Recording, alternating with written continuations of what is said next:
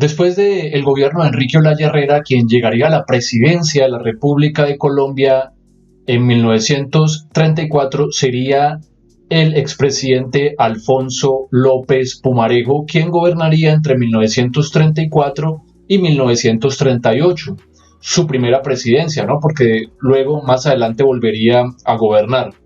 Para 1934, los conservadores no se presentaron a las elecciones presidenciales, lo que permitió la victoria del candidato liberal Alfonso López Pumarejo. Bajo el lema de la Revolución en Marcha, López inició una serie de reformas a nivel económico, político y social, algunas de las cuales fueron rechazadas posteriormente por las élites del país. Como se comentó anteriormente, los gobiernos conservadores habían iniciado un proceso de modernización sin tomar en cuenta las estructuras sociales del país. En ese sentido, la Revolución en Marcha, que era el proyecto de Alfonso López Pumarejo para la reforma de la sociedad colombiana, intentaba llevar a cabo una serie de reformas que pusieran a la par la modernización económica y social, y así de esta manera pues evitar que la inequidad en la que vivía el pueblo colombiano desencadenara una posible revolución. La Revolución en Marcha se centró en 3 puntos. El primero de ellos sería el reconocimiento de los problemas de la clase trabajadora. Al contrario de los gobiernos conservadores, López reconoció que los conflictos entre los empleadores y los trabajadores eran bastante grandes y por eso intervino en las relaciones laborales, con lo cual se otorgaron mayores garantías a los empleados. Además, se estableció el derecho a la huelga, se organizó el Departamento Nacional del Trabajo y se creó la Central General de Trabajadores, CGT. Segundo, la reforma agraria. Con el objetivo de democratizar la tierra, el gobierno de López Pumarejo dictó la Ley 200 de 1936, o conocida también como Ley de Tierras, que buscaba regularizar los procedimientos para la titulación de tierras y darle la posibilidad de acceso a tierras baldías a los campesinos más humildes. Esta ley prohibió los desalojos de los campesinos que invadían tierras que no les pertenecían y permitió al Estado de expropiar tierras en caso de ser necesario. Y por último, tenemos la reforma constitucional de 1936, dentro de lo que se conoció como la Revolución en Marcha. Con esto, el gobierno quería lograr un mayor intervencionismo en el manejo económico y subyugar la propiedad privada a los intereses sociales. Otro aspecto de la reforma constitucional estuvo dirigido a la separación de las relaciones entre la Iglesia y el Estado, y se eliminó el artículo de la Constitución que ligaba la educación pública a la Iglesia católica, y se promulgó la libertad de enseñanza. Es así como, a grosso modo, podemos analizar algunos de los aspectos más importantes del gobierno de Alfonso López Pumarejo. Espero que la información les sea de utilidad y nos veremos en un próximo video para hablar sobre el gobierno de Eduardo Santos de 1938 a 1942.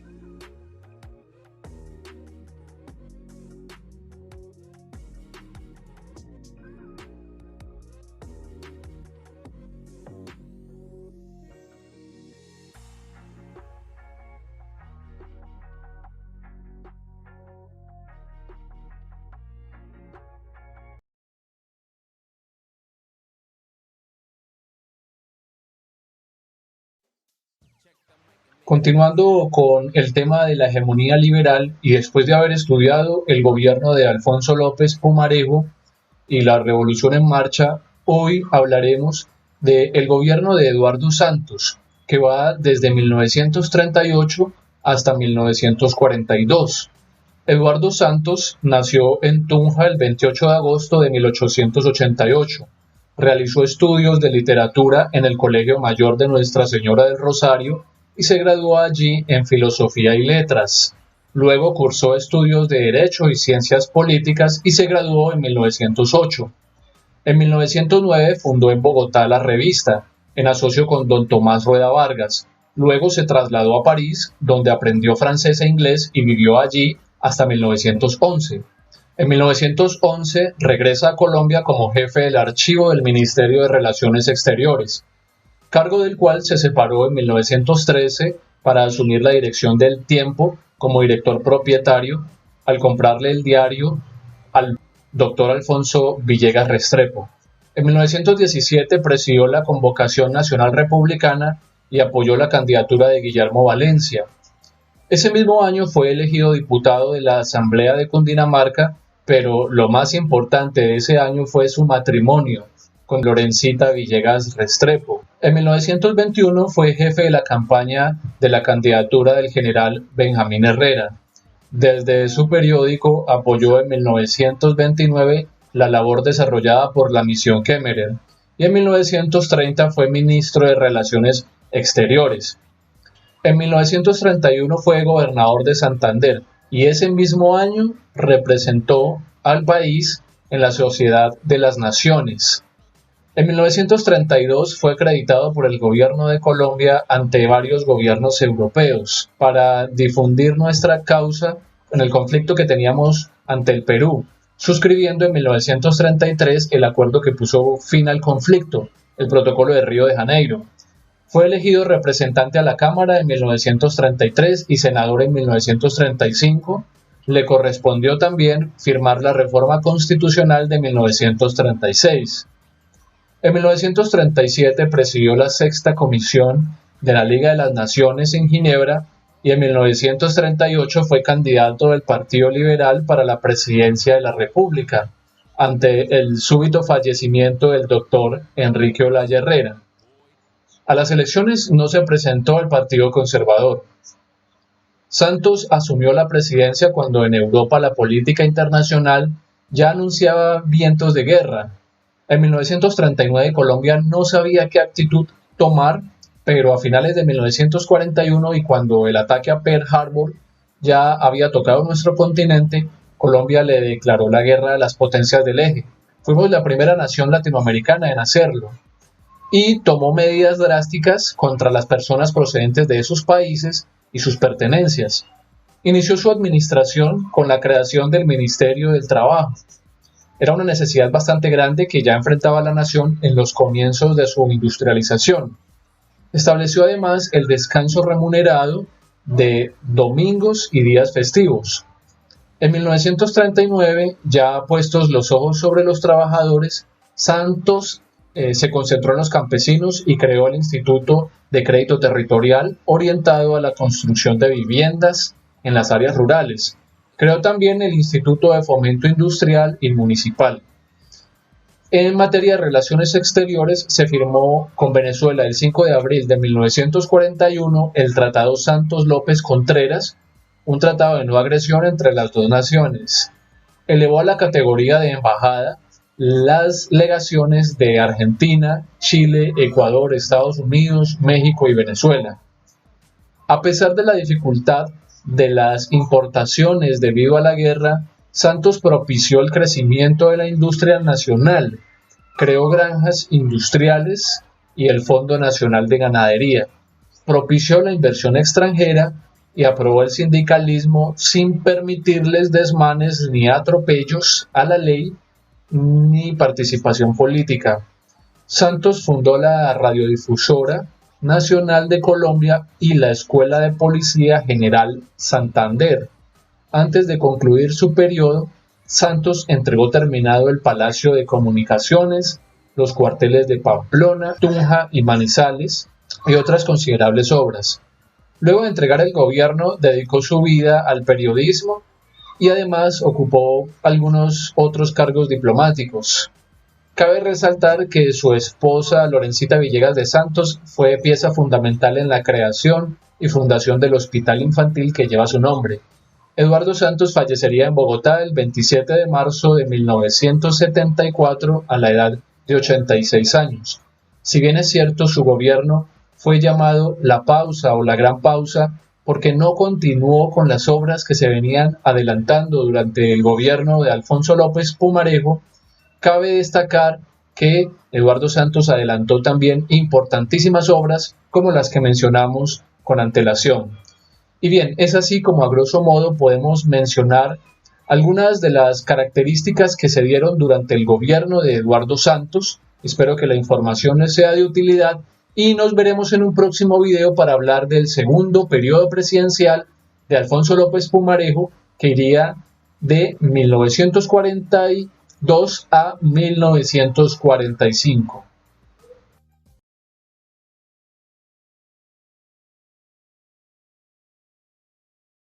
Bienvenidos a Crónicas en el Tiempo. Hola, mucho gusto. Soy Julio González. Soy un simple campesino colombiano. Bienvenidos al año 1926. Esperen un momento, por la radio están anunciando quién será el nuevo presidente de la República de Colombia. Vaya, no es nada nuevo, Miguel Abadía Méndez. Bueno, aunque este tipo de personajes ya lo conocíamos. Trabajó en la cartera de guerra. Esperemos a ver cómo será sus 4 años de mandato. Démosle la oportunidad. ¿Qué tal? Sea algo nuevo. 1927. Bueno, realmente el primer año del presidente no fue nada nuevo. Aunque Colombia es cada vez más pequeña. Eso sí, se limitaron nuestras fronteras con Perú y Ecuador. Por cierto, Estados Unidos está bastante interesado en nuestro producto colombiano, tanto en campo como en la tierra. ¿Será que eso quiere decir que traeremos beneficios para Colombia? Bueno, para 1927 hay algo nuevo. La economía del país está siendo muy buena. Nuestros productos están llegando a lugares del mundo que no pensamos que sería capaz. Esperemos que esto siga así. Aunque algo raro está pasando. Por parte del sindicato están diciendo que nos debemos alzar, que debemos hacer protesta, porque nuestros derechos laborales no están siendo ejecutados.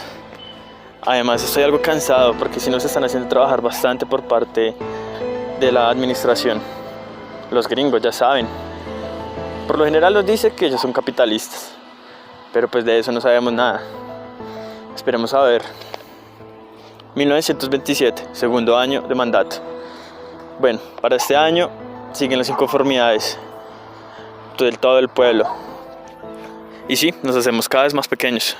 Se hicieron un pacto con Nicaragua, donde nuestra frontera marítima se redujo un poquito y les regalamos tierra. ¿Será que esto seguirá así? Si es así, terminaremos siendo todos bogotanos. Mentira, es solo un chiste. Bueno, llegamos a 1928. Esperemos que este año no sea tan malo para las bananeras. Bueno, malo para nosotros los campesinos, porque eso sí, los gringos se están llenando de plata. Bueno, los primeros meses de este año se han escuchado protestas en Bogotá. Creo que los estudiantes están exigiendo que se abran más becas en las universidades. Y definitivamente nosotros también vamos a ir a protestas. Ya todo está arreglado, el sindicato nos reunió. Esperemos y vamos a esperar que en serio se nos valoren nuestros derechos. Igual, si no nos valoran, vamos a luchar por ellos. Estando protestando, pasó algo muy peculiar. Comenzaron a llegar camiones del ejército. Creo que es como para impartir un poco de orden. No está mal. ¿Pero qué es esto? ¿Qué es esto? Están asesinando a nuestros compañeros. Dios, no puede ser. Hay mucha confusión. El mismo ejército nos está matando. Tengo que huir, tengo que esconderme. Encontré un lugar seguro. Estoy dentro de una casa. Bueno, nosotros lo llamamos casa. Esto es un rancho. Dios, es increíble cómo se escuchan las voces de mis compañeros. ¿Hasta cuándo va a seguir esto? Son las 10 de la noche y aún sigo escondido. Tengo bastante miedo. No sé cómo está mi familia, ni mis amigos, ni mis jefes. Rayos, ¿es en serio? Eso no puede estar pasando. Maldita sea, ¿qué acaba de ocurrir? Llegué al pueblo. La noticia ya se esparció. Siguen llegando camiones del ejército. Es increíble, nadie lo puede creer. 2 semanas después de la masacre, ¿qué es esto? ¿140 muertos? Esto es increíble, esto ni la mitad de las personas que acabaron de asesinar. Maldito Estado, el gobierno tiene manipulados los medios. No podemos hacer nada, lastimosamente. Es increíble cómo están llorando a sus muertos las familias. 1929, después de yo poder salvarme, Aún sigo sin creer lo que está pasando. El ejército nos asesinó. El mismo ejército que se supone debería defender la soberanía y a sus ciudadanos. El presidente, muy orgulloso, sigue en Estados Unidos. Dice que las relaciones con este país no pueden ir de una mejor manera. 1930. La crisis económica mundial ha golpeado bastante duro a nuestra empresa. Sí, muy duro. Realmente han bajado la productividad, están echando a varios compañeros. Maldita empresa. ¿En qué momento llegó a Colombia The Fruit Company? Eso es increíble. Esperemos que el próximo presidente sea mejor. Por mi parte, me duele ser colombiana en este momento.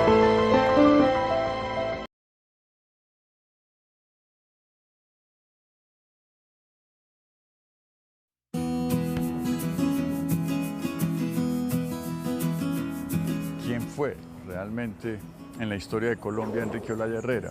En primer lugar, hay que decir que fue un presidente colombiano entre 1930 y 1934, una época en que se inauguraba una manera distinta de gobernar en Colombia. Enrique Olaya Herrera había sido un joven beligerante desde muy temprano en su vida, había nacido en 1880, justo cuando la hegemonía conservadora estaba empezando en Colombia. En la época de la Guerra de los 1000 días, es decir, hacia 1900, Enrique Olaya Herrera participó en la guerra. Después se convirtió en un abogado y un prestigioso político, diplomático, representó a Colombia en varias embajadas.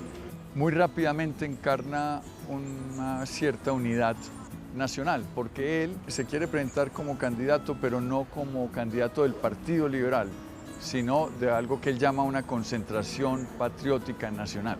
El caso es que Enrique Olaya Herrera entonces es presidente de Colombia de una época que se conoce como la República Liberal. Colombia tenía un crecimiento económico importante, pero al mismo tiempo una transformación social que había que atender de una manera diferente a como lo había venido haciendo el Partido Conservador, es decir, reprimiendo, atacando, prohibiendo. Enfrenta esas situaciones, pero al mismo tiempo se presenta una circunstancia internacional poco extraordinaria. Los peruanos atacan Leticia, intentan tomarse esa zona del trapecio amazónico. En ese contexto de guerra internacional, Olaya Herrera recibe un gran apoyo de parte de muchos miembros de las élites y de la población colombiana. Allí justamente surge la idea de ponerle al aeropuerto de Medellín el nombre Olaya Herrera. En 1932, en plena guerra, el Consejo de Medellín promueve esta idea y finalmente se transforma el antiguo campo de aviación de Las Playas, como se llamaba, a Aeropuerto Olaya Herrera.